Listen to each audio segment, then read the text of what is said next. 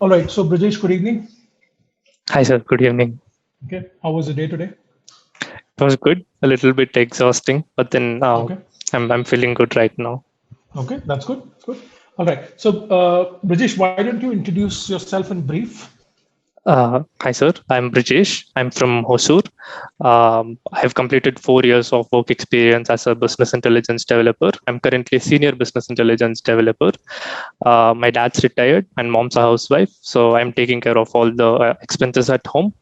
Hmm. During my free time, I play chess. I'm ranked at the 85th percentile on this online platform called chess.com.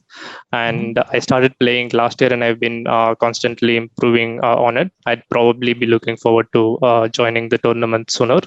And I play guitar. And a couple of years back, I had also incorporated a company, which was what had fueled me my MBA aspirations in the first place. It did not fare well. It did not fare the way we wanted it to go. But yeah, in retrospection, I thought an MBA would be really helpful for my future endeavors. Okay. Okay. All right. Uh, Interestingly, you didn't mention academics at all. Why is that? It's been 4 years since I've completed my graduation. I've Right. done my BSc in computer science, mathematics, and electronics. Okay. Uh, yeah, um, So, was this a strategic move not to mention academics in your introduction at all? uh, kind of yes, sir. As in, Okay. I wasn't expecting to have a lot of academic questions. I did prepare for Okay. it, but Okay. then I did. If given a choice, I'd probably steer away from it. Okay, okay, all right. We'll see how we'll try and steer away from it. Okay, so 4 years in ANZ, right? Talk to me Yes. a little bit about ANZ. If you can just give me a general overview of your company. Yes, ANZ is Australia, New Zealand. The full form of Right. ANZ, it's a bank, and Okay. it's the largest bank in New Zealand, and it Hmm. is in the top four in Australia. The primary Hmm. revenue comes from these two countries, and it also has a global presence. But in other countries, they do not really flourish in retail or commercial banking. Rather, they get into corporate banking, institutional banking as such. Hmm. Uh, yeah, it has. I mean, the revenue is in the range of around $75 billion, Hmm. US dollars, and Hmm. and yeah, it's primarily banking and services. So, Okay, okay. So you said that it's a part of the Big Four in Australia, right? yes, yes. Which are the other banks part of the Big Four? There's National Australian Bank, there's Hmm. Westpac, Hmm. and NAB. I it's a CB, a Commonwealth, something that starts with Okay, Commonwealth. So it's a CBA. okay. Okay, okay, all right. So in terms of the revenue streams for the ANZ Group or the ANZ Bank, which are the major revenue streams? The primary source of revenue is from loans and deposits, Okay, and there are other services that they offer, like I said, in corporate banking and institutional banking, which precedes the retail and commercial banking. The major source okay, of revenue comes only from Australia and New Zealand right, in right. in But the loans retail and banking deposits is sector. the Yes, yes, right. Loans and deposits is the major revenue stream. yes. Okay, Through I and mean, is this from the retails? Sorry, go ahead. yes, sir, through loans and deposits, the interest that they earn through the net interest margin, basically. Right, right. So this is from the retail sector or the corporate sector? Major source. Retail and commercial banking. Retail and commercial. Okay, Yeah. got it. And within loans, so loans are of different types, right? Within loans, would you know which is the major sort of revenue driver for ANZ? Which loan? Which type of loan? Uh, uh, I do not know, sir. I'm not Okay, particularly okay, sure about it. that's fine. That's fine. All right. What are the different types of loans, Pradesh? Uh, as in, we have housing loan, Right. personal loan, Okay. and car loan. Uh, Okay. uh, I think a few more types are there, sir. I do not seem to. Okay. Yeah. Okay. That's fine. So take a guess out of these you've mentioned, which loan do you think would be the biggest revenue driver for your bank? Housing loan and And personal why is loan. that? Home loan Uh, and personal loan. Okay, why is that? I mean, in today's world, owning a house is like one of the primary things that a person would want to have, and I think pretty much everybody will have mortgages, and Okay. I believe. And that's the main reason people would go for housing loans. Okay. Plus, in the long run, a loan would it wouldn't seem like you're actually paying a lot of interest for home loans. As in, you do pay a lot of interest, but then in the long term, the value of the house as well goes along with whatever interest you are paying. So I think it would break even at some point in time. So people do not shy away from taking housing loans per se. Okay. So I think it should be housing loans, which should be the primary source of revenue for NZ. Okay. And you're saying housing loans primarily because you're saying the volume of housing loans is really high. A lot of people take Yes. loans, so that's why it's the biggest Yes. revenue driver. The interest rate won't be a factor here. It could be a few people might probably. I mean, if they are not really aware of it, and if they are not calculating it in the form they will have to, I think the interest might be really huge. It would seem really huge for a normal person, but in the long run, I think depending on where you are buying the house and what the value of the house could be in the future, I think there is a really good chance that you will break even with the interest rate and the when the loan is completed. Okay, okay. Can you explain to me how does a home loan work? Like when somebody takes a home loan from a bank, how does this sort of like the whole, the in terms of the tenure, the interest and stuff like that? Can you give me a bit of an overview? Yes. So first, you will have to determine what the value of your house is, Okay, and a certain percentage will have to be put in by you, and the okay, remaining percentage, the larger percentage, will come in as a loan. And obviously, you should have the ability to be able to pay back the loans. They would probably have a background check on what your current income is, current occupation is, and whether you'd be able to, whether you have the ability to be able to pay back the loan, and the loan will be sanctioned. And when they are recollecting the loan, first the entire amount will go for interest. It doesn't go for the principal amount. Once the interest has been paid back, then the principal amount would then the EMIs that you are paying will add up to your principal okay, as such. As in, if for instance, if you are probably winning a jackpot or a lottery, and if you want to pay off the entire loan amount, you would you cannot say uh, basically, if you are trying to pay the entire loan in one go, the initial amounts that you would have paid for say 2 years would have just gone to interest, and your entire principal amount would remain there. So uh, that's the strategy behind being okay. able And to why do banks do that? Like why do they sort of take the EMIs towards the interest and then principal? Why do they do this? it's easier to make profits that way. So as in if Okay, for instance there would be a certain lock-in period before which you cannot pay the entire amount, you are okay, being sanctioned a huge loan amount, so the banks need to have some sort of profits off of that loan. And what they basically do is just collect the interest and be like, I'm happy, you are happy, and just right. and the remaining part could just Okay, go after. okay, Yeah. okay. And let's say, for instance, if a particular, let's say somebody takes a home loan, right, and for let's say 20 years, typically these durations are pretty long, right? And let's say in about 5 years, they have some sort of windfall and they would like to sort of pay off their loan. Is there a possibility to do that to sort of pay off your loan earlier than the duration?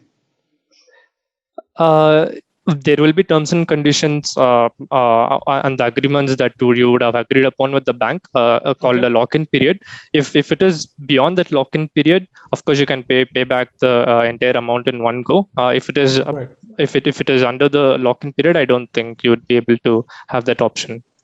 Okay, okay. All right. Sounds good. Just give me 1 second.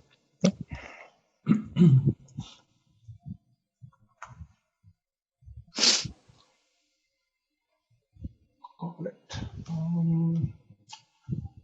All right. Would you happen to know ANZ's current stock price? First of all, is it sort of publicly listed? Yes, it is a publicly listed company. Okay. Stock price, I didn't go through it, but I think it's in the range of $150. So I'm not very sure about it, though. I'm just taking a guess. Okay. Okay. All right. And this guess is based on what? Are there sort of any factors that you're taking into account, or is this just a wild guess? It's just a vague thing that I remember looking at some point in time, the stock price. Okay. All right. Got it. Out of the big four in Australia, is this the biggest bank? No, sir, it's the fourth largest bank. I think it toggles around the third and the fourth place. I think it's currently fourth. Got it. Okay, sounds good. Okay, so you said you're a business intelligence developer, right? Yes, sir. Can you talk to me a little bit about your profile? Yes, sir.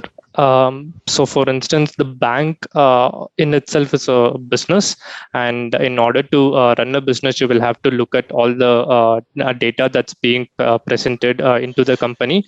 Now, finance users or the business users of the banks who make business decisions for the bank wouldn't be able to pick up the data and make meaningful information out of it. So, this is where we come into picture, and what we do is we pick up all of this raw data, which in itself do not have a certain meaning to it.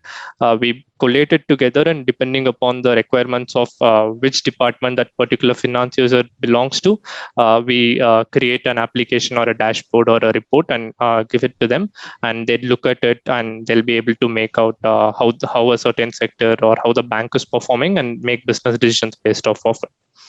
So we build. So the primary thing is that we build applications and dashboards based on the data that the bank collects.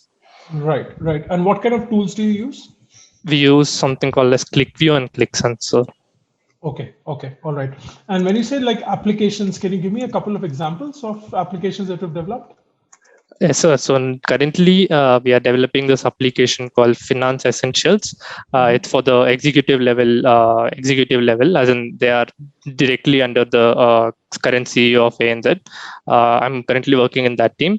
So these executives, they do not care about the granular level data, as in level 7, level 8 data of the overall levels of data that you have. They just look at the summary level data in order to see what is happening. So we pick up different data such as revenue, expenses, risk, and all of this, and we put together as an application. And now we are giving it to them. It comes from a lot of different data sources, which in itself gets a little bit complicated in order to optimize it and bring it together. There have been times where some other people have tried their hands on creating such an application, but they weren't able to do so. But with the kind of experience that my team had, we were able to finally come up with this Finance Essentials application for the executive level. Okay. All right. Now, in the last 4 years, you're completing 4 years in May, right? In the last 4 years, what have been your top 2 achievements? So there was this competition in a forum called innovation competition, where we had to come up with different ideas rather than using a certain tool.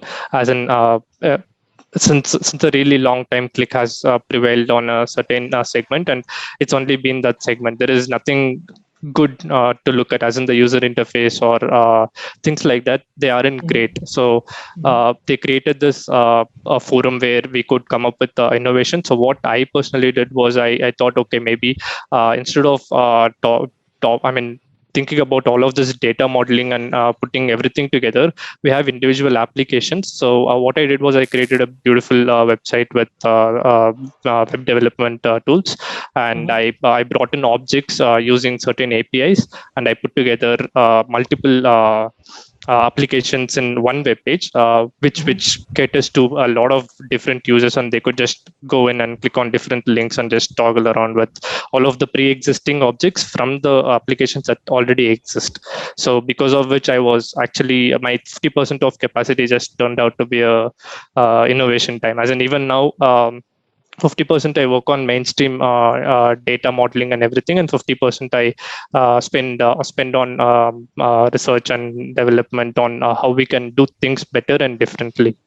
And this is one, and the recent one that I created was similar to this. Since the web page in itself uses a lot of JavaScript, and since there is a skill level gap with respect to the people who have a lot of experience in BI, they asked me if we could do something inside the dashboard itself. So again, I created an extension where you could point to an object in real time from another application. So basically in FEA, risk data is pretty complicated. If we bring that in, we tried bringing that in, but the optimization was kind of impossible for everybody. So that extension is currently used in order to look at the risk data from some other application that some other team has developed. Okay. All right. Any promotions in the last 4 years, Brijesh? Yes, sir. After I joined, when I joined INZ, I joined as a developer, and after 1.5 years, I was promoted as a senior developer, and I've been working as a senior developer since 2 years, I think so. 2.5 years. Okay, and in terms of the tenure for that promotion, was it sort of like a quick promotion, yes, or this is the standard tenure in your company, 1.5 years for a promotion at that level? I think it was quite quick. We weren't expecting to get promoted in such a short span, because people with almost 6-7 years of experience are in the same grade, and we graduate as soon after we graduated. We started picking up projects, and from the higher levels, they thought, okay, these guys are doing well. So when you say we, was your entire batch promoted? No, sir. Joined with you? No, sir. Around 5 people joined ANZ along with me, and 2 of us got promoted. Two of you got promoted. Okay, all right, got it.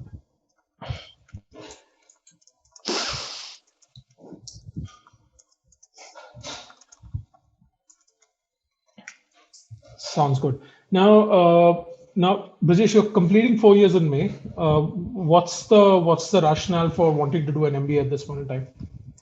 So, like I said, when you start looking at the data on its own, you kind of want to be the analyst as well, not just develop the application. So we did ask our managers if we could probably pitch in and start analyzing the data as well. And when you just do it as a hobby, you start getting when I personally started getting interested in the business aspect of the bank, and I started reading about the Indian banking sector and everything, and thought, okay, maybe I could run a business. And that's when me and my friend thought, okay, we'll just start a business right off in our own town. And we came up with a plan, and we worked on it for almost 6 months along with my day job. And wait, how's being an analyst connected to starting a business? I didn't get the connection. You start reading the data, and analyst in itself wouldn't be linked to creating a business. What I meant was, when you start reading the data, you start getting interested in the business aspect of the company. So, rather than just being an analyst of elsewhere, some other company, I thought maybe we could start our own business and probably use all of that knowledge and be able to run a business on our own, an all-rounder of sorts. Right. And that's when we decided to start our own company, and we got swept out by the competition. And that's the reason I thought maybe an MBA. I'm sure that an MBA would help me greatly in order to do things a lot better than how we planned to do last time. Okay. So tell me something, Brijesh. How long did this business? How long was this business active? The company that you launched? So it wasn't active in the first place. We went up to a point where we were going to sign agreements with our vendors, but at the end, so it was. So I'll give you a brief idea about what the business was. It was a platform. It was an online platform for brick and mortar shops in our town. It is pre-existing in many other cities. What we thought was in our town anyway, we weren't going to have a lot of competition. We would be able to cover a lot of sectors, and once we do that, we'll be able to scale to different cities, and then maybe turn profitable at some point in time. time. That was a basic idea of it. And we hired a couple developers. We developed the application, and my friend was taking care of the technical aspect of it, and I was looking at the business front, talking to the other businesses who could be the potential users who could list their business in our platform. And Right. I spoke to a lot of people, a lot of businesses, restaurants, and shops, and they Okay. were clearly interested. All right, I get that. So I Yes, understand that the company wasn't launched. The business yes, sort of didn't kick off, right, due to whatever reasons. yes. The planning phase, how long did that last? Around 6 months. Not just 6 months. planning, we executed a lot of things, but Right. But you gave up we in six weren't. months? So, I mean, Swiggy and Zomato, they actually launched overnight, and in our town, all of a sudden we weren't expecting that sorts of competition. As such, Okay. we weren't in a position to leave our jobs and work on it full time. We had to work on the side, plus in the weekends we had to work on this. So Right. the only option for us was when we were coming back to town in the weekends, we worked on this All project. right. And I get that. I get that. So yes, what were the biggest mistakes that you made with this venture? a lot of uncertainties that we did not factor in, like the Okay. competition part, that I keep repeating. But that's a big We mistake, right, British? I Yes, mean, sir. like, why would, because you said that you were aware of these services in other towns, so it was a matter of time that it would get launched in your town as well. So why wasn't this factored in? As in, it wasn't there in any towns. It was only pre-existing in the cities. So what we Okay. thought was they wouldn't be able. They probably wouldn't expand to towns really quickly, because Right. it wasn't a really huge market for them as such. Mm-hmm. So that's the main reason why we thought they wouldn't drop into a town per se. Okay. And they did at some point in time. And we had to, I mean, we did try and think of some other plans on what and all we could cover, and if we could move to some other town and be able to execute the same. But we did not want to commit the same mistake twice, and thought maybe Okay. Okay. it's time we give up. All right. So a lot of uncertainty around competition and other things. What other mistakes do you think you made? We weren't quick enough, as in we were rookies, but yeah, we could have done it a lot faster. We did offer a lot of exclusive agreement deals to all the businesses, so that was also a part of the plan regarding the competition. Even if they at some point in time, once we launch, if they come in, we will have the exclusive agreements presented to the majority of the shop owners for a good deal, and we will be able to shoo away all of the other competition. But they did walk in. So yeah, not implementing it quick enough is another mistake that I think we could have avoided. We wanted to make it really perfect for the businesses plus the consumer side. We weren't really aiming at making a lot of profit in the initial phase. We just wanted to grow along with others and be a business that is helpful for all the stakeholders. Okay. Okay. What are your career plans post MBA? I'd work as a consultant for a while. I mean, I want to become a consultant so that I'd have the kind of experience to create my own startup at some point in time. And once I'm able to sustain everything, I'd start my own business. Okay. Again, what's the plan? Like, how many years down the line do you plan to start your business?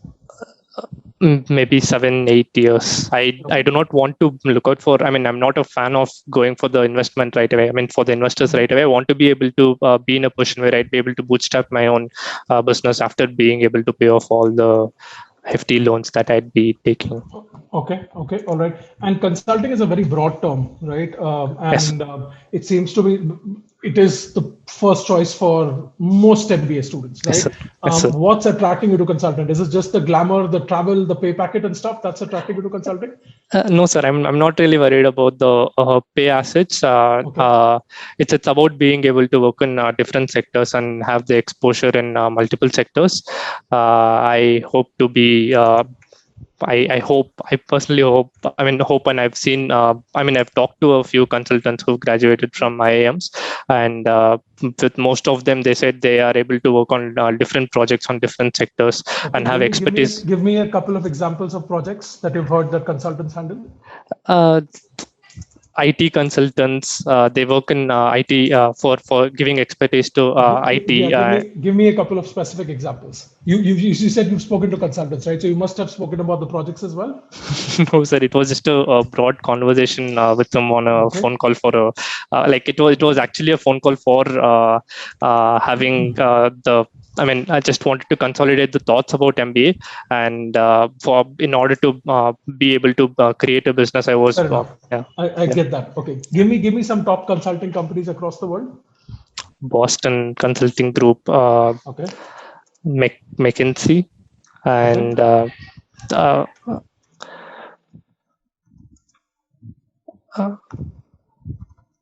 That's fine.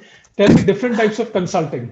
So consulting again is a very broad term, right? There are different types of consultancy that is offered, and this term is thrown around left and right nowadays. So can you sort of structure it a little for me in terms of like different types of consultancy that is offered, or these companies that you named? What kind of consultancy do they offer? Strategy consultants, IT consultants, and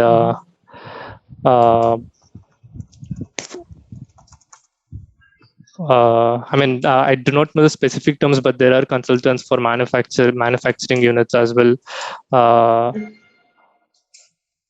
We can name. I think that's fine. Yeah. That's okay. That's okay. In terms of specialization, are you looking to do a specific specialization in your MBA program? Have you decided? I'm leaning towards finance because I have a little background in the banking sector, but it's not. I'm not very sure about what exactly I wanted. I'd probably decide once I join in. Sounds good. Sounds good. All right. You mentioned in the beginning that you've forgotten everything about your academics, so there's no point going there, right? Electronics, not really, sir, because I wasn't into it per se. Computer science, math, I'm good at. Usually, I used to be really good at it. The intuition and everything towards math. What's your CAT Con score, Brijesh? Sir, it's 90 percentile in ZAT, but in ZAT I scored around 95, sir. Right. Let's talk about CAT. Do you think that's a good score? Not really, sir. But I personally think it doesn't display the real what do you call the real ability of what I could actually do. Basically, so we're blaming the CAT format, right? We're blaming the CAT exam. No, sir. I blame myself for being stressed out because of the D-Day. And when I walked into ZAT with a free mind of not having a lot of expectations, I was able to do better. And I did. ZAT in itself is considered to be a little tougher than CAT. So I just tell myself that I could have done better in CAT. Like I did in ZAT. Careful. All right. Okay. Sounds good. That's fine. So you're from Hosur, right? Yes, sir. You're from Hosur? Okay. Yes, sir. Born and brought up there? And where are you currently working? Bangalore, sir. Bangalore. Okay. Yeah. All right. Tell me a little bit about Hosur. Just, what's your town famous for? Yes, sir. There are a lot of industries in Hosur, because of which it is called as a little England. It is called as a little England. Industries like TVS, Titan, Ashok Leyland, all of the major industries are here, and that is the reason why it was recently converted into the municipal corporation, the 13th municipal corporation of Tamil Nadu. It's a pretty peaceful place to live in. The cost of living is very small, and that there's not a lot of traffic. A little bit of tourist places like the Chandrachudeshwar temple on a hill. It has its own ancient history. That's pretty much it. It's a chill, good climate, an ideal living condition town that I really love. Right. So so it's a part of Tamil Nadu, but there is some sort of connection with Karnataka as well. Because I'm not aware of. Sorry, can you hear me? You are slightly lagging, sir, as in your Can you voice hear me? and I your know voice and my your internet video. connection is a little. Yes, my internet connection is a little Now it's unstable. fine. Okay, just give it. It's fine now. Yes, Okay. yes, it's fine. So I think it's still a little unstable. Just give it a few seconds. Yes, sir. Yes, sir. Let it stabilize, and then we'll continue. Okay. So yeah, what I was asking is, what's the connection with Karnataka, Brijesh? Again, I don't know much about Hosu, but I've heard some bit of sort of chatter around its connection with Karnataka. What's the connection? Connection as in it's in the border of Tamil Nadu and Karnataka, as in it lies in Tamil Nadu, but it's the border towards Bangalore. And Right. Bangalore being an amazing city, people prefer to probably look out for a town where they could have their daily commute. Okay. And the first preference for them is Hosur, because you have all the kind of amenities that you need to have an ideal living condition. Plus, the cost of living is really cheap. So it's just becoming an important hub, just because Bangalore is like right next to Right. Hosur. I get it. Okay. Okay. Now there's the state elections in Tamil Nadu are coming up. Yes, sir. So of course, there's a lot of activity, right? There are sort of developments that I read. Things are changing on a daily basis. Last few days, if you consider like 3 to 4 days, what have been the latest developments? I think ADMK has finally allotted 20 seats to BJP, and Okay. both ADMK and DMK have been finalizing a few seats for their own co-alliances. Okay. I think the majority of the interviews that if you look at, they are just focused. I mean, DMK is focused on not letting BJP inside Tamil Nadu. They do not want Mm-hmm. BJP. To have the kind of power they have in the central Mm-hmm. level, and on the other side, the other party do not want Congress to be in, or DMK to be in. Fair Yeah, enough. that Any and DM. any kind of sort of like turmoil as far as alliances are concerned in the last few days? As a DK Vijaykanth's party, they did not get the seats that they wanted to have, because of which they've exited the alliance from ADMK. So Okay. that could be a hit for the either party, because even in the last term, the difference between the percentage of votes that DMK and ADMK got was very tiny. One was 40.7, another one was 39.7. So when Understood. such huge alliances are like going away, that could be a huge deciding Fair factor on enough. who could form the government. And what's happening with Sashikala? She's exited politics. That's Okay. what her last statement was. She wants Right. ADMK to be to stay intact and win the upcoming elections. Okay. And of course, Okay. the populism nature is pre-existing, and both DMK and ADMK are on a fly on giving out free stuffs and Got everything. it. So the Got manifesto it. has, yeah, the Got manifesto it. is going to be out. Right. There was some sort of recent news about both the parties promising something to homemakers. Yes, sir. Have you heard about that? Yes, so DMK 1,000 rupees per Mhm. month, and ADMK 1,500, and Kamal Hassan's party, I think 2,000 rupees per month. And Right. ADMK has been blaming DMK. I mean, DMK is blaming ADM. It blamed ADMK, saying that once we announced 1,000 rupees, ADMK has announced 1,500 rupees to stay competitive. But ADMK is Mhm. saying that their manifesto has been under construction for a while now. In the last 10 days, it could have probably been leaked, and DMK looked at it and they announced it before us, and the Got it. controversies are going on. Sounds good. Sounds good. In terms of Tamil Nadu's contribution to GDP, would you know what's the contribution in terms of percentage? In terms of, no, sir, I don't seem to remember. I'm talking about Tamil Nadu, the state, the full state. Any idea about that? The Tamil Nadu's Tamil overall Nadu's revenue, contribution to India's GDP. Like what I percentage of India's GDP comes from Tamil Nadu? I don't seem to remember, sir. That's fine. That's fine. Uh, uh, what drives Tamil Nadu's economy? What are the major drivers? Uh,